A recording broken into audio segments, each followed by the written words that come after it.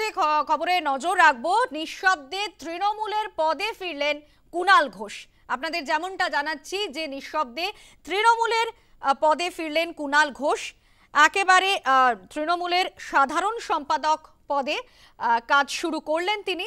কমিশনে দেয়া স্মারকলিপিতে সই কুণালের, সেখানেই কুণালের পদে প্রত্যাবর্তনের স্বীকৃতি।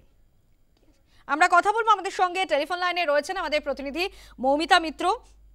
মৌমিতা, আমরা জানি যে গত 1 মে যতটা মনে হয় যে সাধারণ সম্পাদক হিসেবে পদ চলে গিয়েছিল কুণাল ঘোষের, এবং সেখানে যে ছবি উঠে আসছে আবারও সাধারণ সম্পাদক পদে একেবারে নিঃশব্দে তৃণমূলের পদে ফিরলেন কুণাল ঘোষ।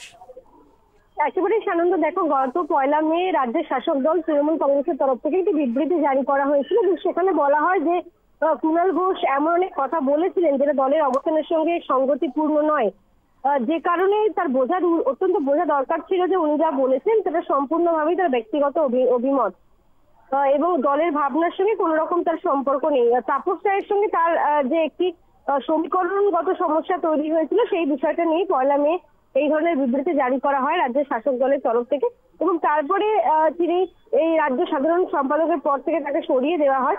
যদিও আজকে যে বিবৃতি জারি করা হয়েছে মুখ্য নির্বাচনী আধিকারিকের কাছে দেওয়া যে স্মারকলিপি যে জমা দিয়েছেন আজকে কুণাল ঘোষ, শশী পাজা সহ অন্যান্য সদস্যরা, সেখানে রাজ্য সাধারণ সম্পাদক হিসেবে কুণাল ঘোষকে দেখানো হয়েছে।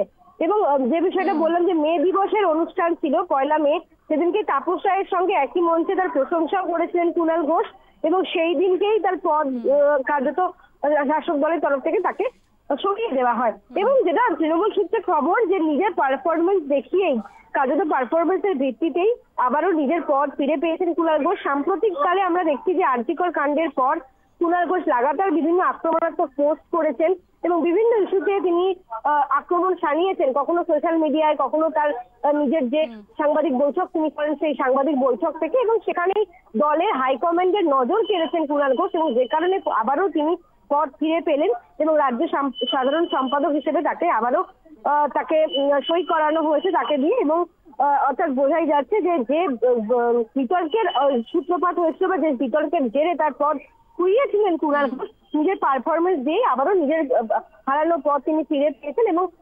উপনির্বাচনের আগে স্বাভাবিকভাবে স্বমহিমায় আবারও তিনি শাসক দলের হয়ে সওয়াল করবেন এবং শাসক দলের বিভিন্ন ইস্যুতে তিনি সরব হবেন। ধন্যবাদ মৌমিতা। আমরা কথা বলছিলাম আমাদের প্রতিনিধি মৌমিতা মিত্রের সঙ্গে।